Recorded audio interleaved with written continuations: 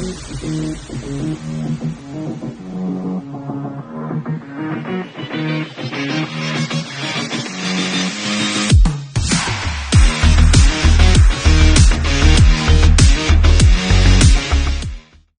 Husker fans, to Big Red Radio, the Husker Sports Talk show. I'm Caleb Jenneret, your host, and next to me is my co-host, Zach Jenneret. We are doing a preview of the Georgia Southern game. Obviously, a lot has happened since the Georgia Southern game. But before we start, just wanted to do a shout-out to our socials, Twitter, Instagram, TikTok, and Facebook. Follow down below. All the links are in the description. All the links are going to pop up on your screen. Also, comment down below how many wins does Mickey Joseph finish with this year. Watched his press conference today, and the dude knows what he's talking about. I like the dude a lot. Also, special announcement before we get started. We will be at the game on Saturday at the OU game. So look out for us interviewing you guys, interviewing OU fans, just filming some great content on TikTok, on Instagram, on everything. So keep a lookout for us on tailgates and in the student section. But yeah, before we get going, Zach, how are you doing? Doing good. I also listened to Mickey Joseph today, and I like what he had to say. I like the changes he's made, and I like what he's kept, just like how the man talks and like what he's doing. It looks like we have changed our schedule and added 2 episodes a week instead of the one that we put together. We're going to have a review, which is this episode, and then a preview, which is going to be on Thursday. Actually, it'll probably come out Friday. We'll film it on Thursday, probably come out Friday. And that's going to be previewing this next game. Jumping right into the review of last game. As I said, a lot has happened. It feels like this game happened 2 weeks ago at this point. But yeah, it's been a rough week for sure. And quickly going back to the Frost, we kind of had a video when the news broke, but going back to Scott Frost, as much as I liked him, it's kind of a relief. And I think you mentioned this. It's kind of a relief to have him fired because there was just so much divide in the fan base, and there was just so much polarizing, I hate Scott Frost, give Scott Frost a chance. Now it's just, we're in this together. Like, this is Mickey Joseph's team now. There's nothing to argue about anymore. We are all one fan base. And there's no more clouds of like, how many wins does Scott Frost need to finish the year? It's over. Like, we're past it. It's done. And we're just right into the Mickey Joseph era. So I think I'm excited, and I'm excited to see what Mickey Joseph can do. One thing that stood out to me today is that he said, like, this isn't about me. This isn't about what can I do with my coaching career? What imprint can I make to, better myself?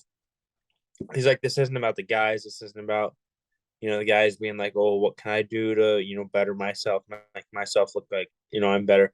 It's Nebraska football, and that's what we've needed for a long time. And I like how you said that. I like what he's doing with the defense. Tackling in practice is huge. It's needed. It's been needed. I don't know why it took this long to start doing it, but glad it started. I'm glad that we're going to make the defense be a faster paced, up tempo part of the team as well. I like that a lot. And then, yeah, like you said, I think it's a relief not only for us, but for Frost. I felt like things were more centered around, got to win to keep my job, got to win to keep my job. I think that took away part of like the enthusiasm on the team. And I think we're seeing a lot of that with Mickey Joseph. Yeah, for sure. So getting right into it, let's start with the bad news of Georgia Southern. Yeah, as we mentioned, defense still cannot tackle. Just whiffs, just missed tackles, just diving, just missing. It just looked so bad. The pass defense just looked confused. Like, there was nothing. Playing 10 yards off the ball, allowing just these little slants in front, and then allowing these big plays out on the sides. It just did not look good. It did not look good. And lastly, we're just not getting enough pressure on the QB. Ochon Mathis and Garrett Nelson, I think, are great, and they did get to the QB a little bit. But when you're playing a Georgia Southern team like that, you need to get to the quarterback, to disrupt everything. They're going to throw the ball. They're throwing the ball. Their running game tore us up too. But that they're going to throw the ball. So you got to get on those tackles that aren't as talented as you, and you got to get to the quarterback to mess up his rhythm. So I think those were the three things that I did not like about last game for sure. Yeah. As far as what I go, as far as it goes, what I didn't like you said, quarterback pressure. You got to get there. We have the talent to get there. Garrett Nelson can get there. Ochon Mathis can get there.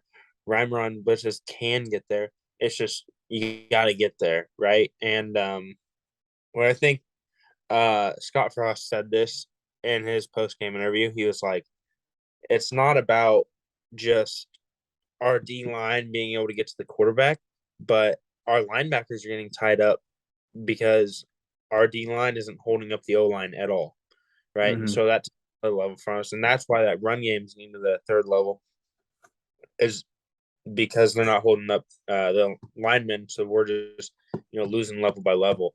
So I think that something else I need to see is that maybe you don't need to get to the quarterback against Oklahoma as much, but you gotta disrupt that O line.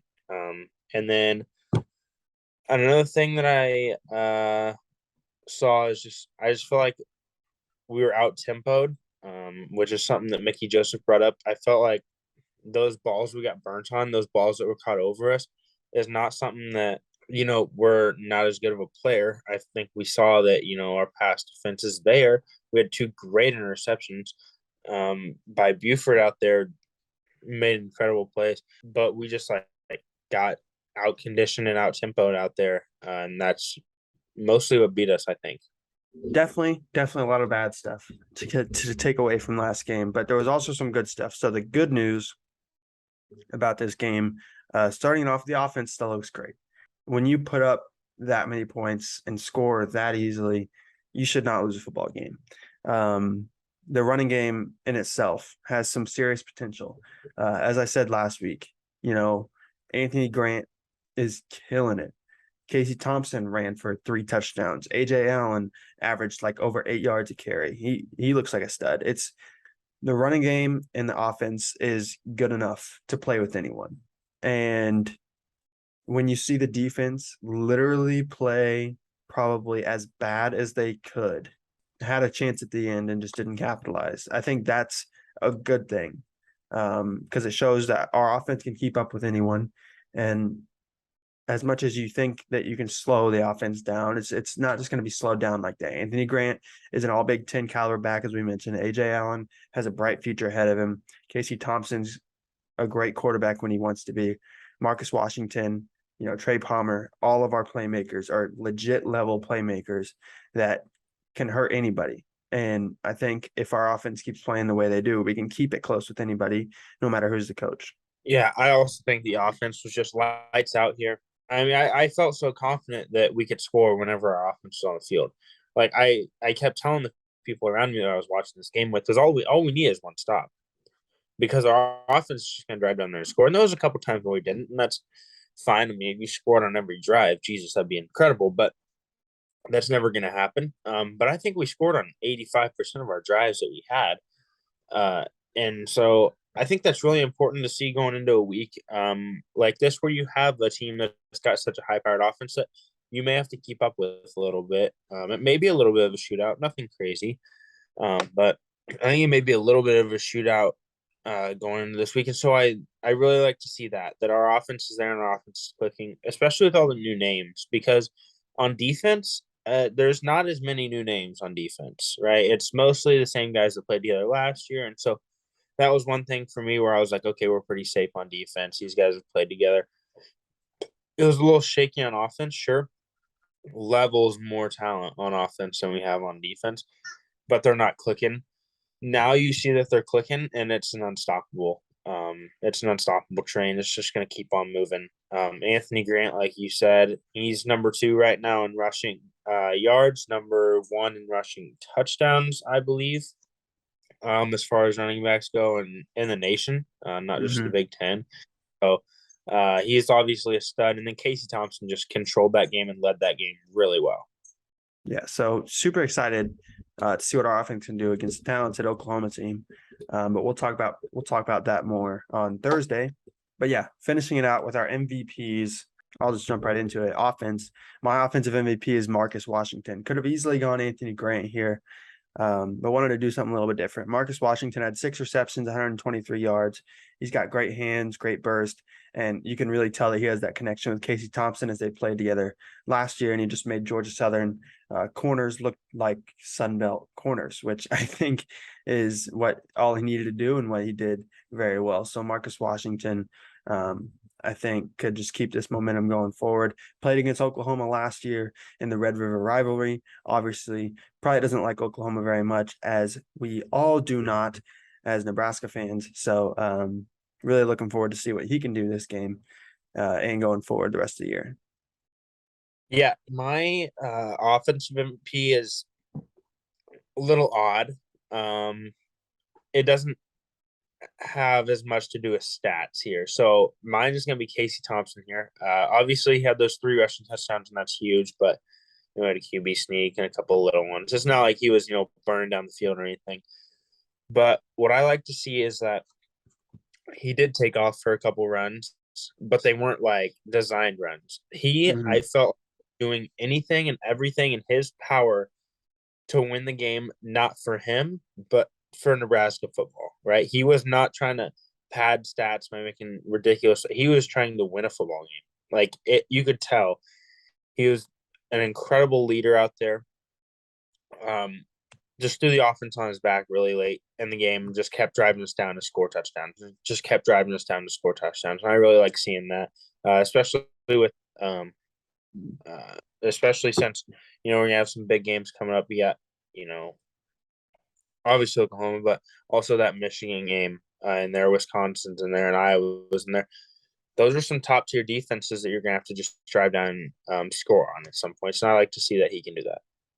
Yeah, for sure. So defensive MVP, it was tough. It was tough to find a defensive MVP because not a lot of them played great. But yeah, we mentioned him earlier. Marquez Buford had 2 picks that really, honestly, should have saved the game for us. Put us in great positions to win the game. Really, the only thing that kept us close in this game was his 2 picks that he had, just game changing plays. But he just keeps coming up big, making these plays for us, and I think this is the second time I've had him as defensive MVP. So he's played great this year. Really looking forward to see what he can do the rest of the year too. Yeah, I'm also going to go Marquez Buford here. That first hit pick he had was, incredible. Super athletic play. Looked great, as well as the second one. And he played really well in the secondary. Obviously, could have played better. Everyone on the defense could have played better last game. But he did, like you said, he kept us close in that game. And that's something you like to see a lot. So special teams, I thought was pretty easy. Brian Buschini did everything he could to help us in this game. He flipped the field well enough, giving the defense what should have been a good enough shot to make a stop. And he's probably the guy that's lived up to the hype the most, I think, from this offseason. He came in, national punter of the year, came in. Everyone was hyping him up. This is our game changer. And he really has been. He's been one of the best punters in the Big Ten for sure. And he's just been everything that Nebraska has been missing for the last couple of years with a special teams. No more special teams blunders. Our special teams isn't going to lose us games. And Brian Buschini is doing everything he can to try to win us games. So Brian Buschini is my special teams player of the week.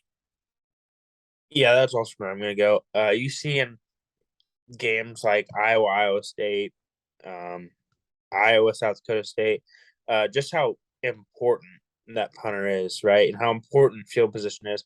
And so to have a guy like Brian Buschini on the team is really important to flip that field and pin him deep and make that offense really feel that pressure.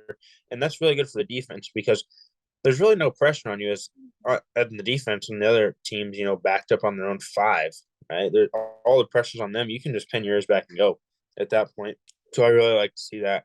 And I'm glad, like you said, that we have him because in the past few years, special teams has been something we really struggled on and something we needed to improve really bad. I think that's gonna do it for this week's review of last week's game. But as we mentioned, we are going to be back this Thursday. Once again, make sure you like and subscribe. Comment down below again how many wins you think Mickey Joseph finishes with this year.